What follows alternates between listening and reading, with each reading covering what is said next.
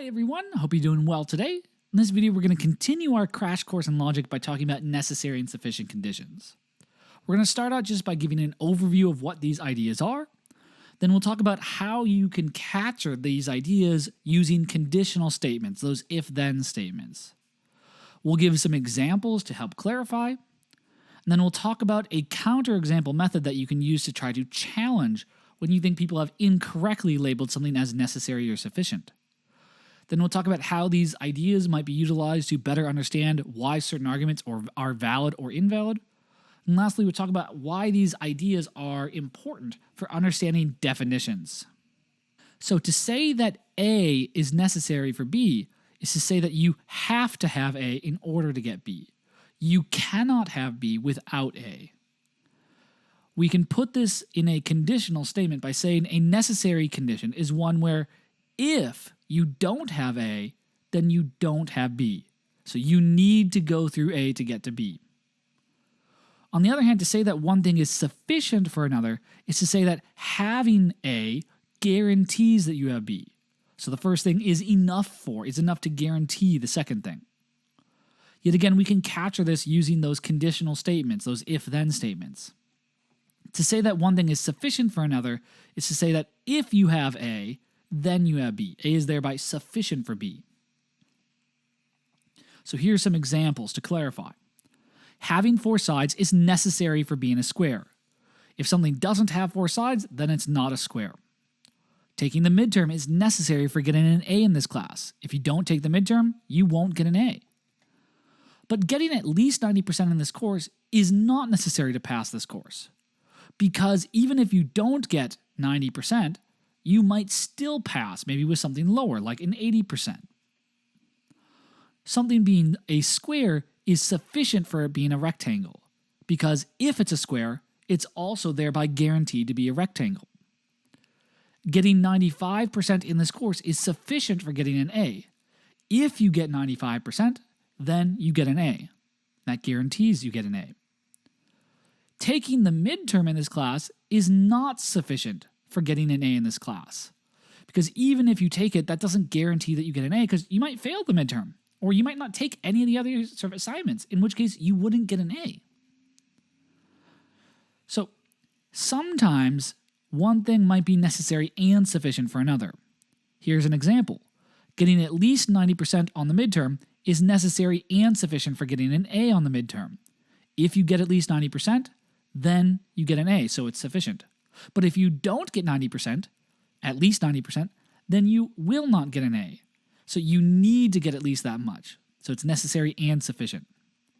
Things can also be necessary without being sufficient. Being a mammal is necessary for being a human, because if you're not a mammal, then you're not a human, but it's not sufficient, because being a mammal doesn't guarantee that you're a human, because there's other kinds of mammals. Sometimes something can also be sufficient without being necessary. So living in Tuskegee is sufficient for living in Alabama, because if you live in Tuskegee, then you live in Alabama, but it's not necessary, because the mere fact that you don't live in Tuskegee doesn't mean that you don't live in Alabama, because there are other ways to live in Alabama. Something might also fail to be either. It might be neither sufficient nor necessary for the other. So completing all the assignments for this course is neither necessary nor sufficient for passing, because even if you take all the assignments, you might fail them all. So it's not sufficient. Moreover, you could pass this course without completing every single assignment. So it's not necessary.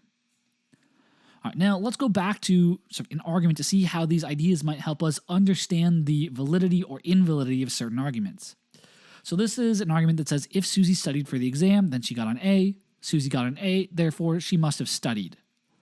Well, this argument is invalid. And we can see that one way is just using those argument forms. This is a case of affirming the consequent. But another way to see it is notice that first premise, that conditional, it says if one thing happens, then another thing happens. It says that the first thing is sufficient for the second. So studying is sufficient for Susie getting an A. But it doesn't tell you that Susie needs to study to get an A. It doesn't say that that's necessary. So even if we assume that Susie got an A, it doesn't follow that she must have studied, since the first premise never said that she needed to study to get an A. It only said that that was enough to get an A. it's also important to understand how to construct counterexamples. So imagine someone says that one thing is necessary for another, but you think that they're wrong. One way to show that they're wrong is to give an example where you have B without A. Because if you have B without A, that thereby shows you don't need A to get to B. Well, how could you prove that A is not sufficient for B if you think someone's wrong about that? Well, you could give an example, a counterexample, where you have A, but you don't have B.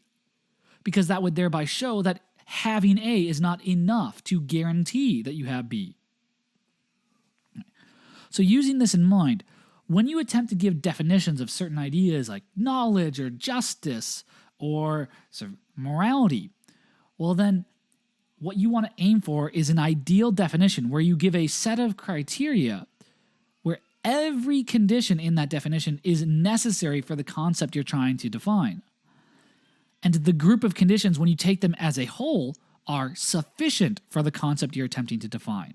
This is what philosophers call conditions that are sort of individually necessary and jointly sufficient.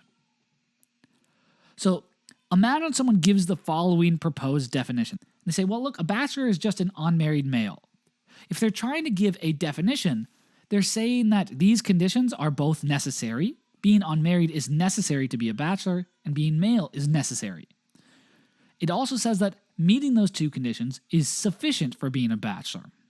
Can you think of a counterexample that would show that this definition is mistaken, that it's non-ideal?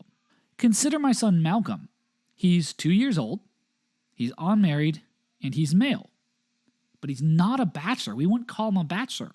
My son is thereby a counterexample to the part of the definition that incorrectly claims that being an unmarried male is sufficient for being a bachelor. This proposed definition is not ideal. It's a bad definition because, yet again, I've shown that you can meet all the criteria in that definition while still failing to be a bachelor. All right, so that's just a brief overview of how the concepts of necessary and sufficient conditions might help in our reasoning. I'll see you next time. Bye-bye.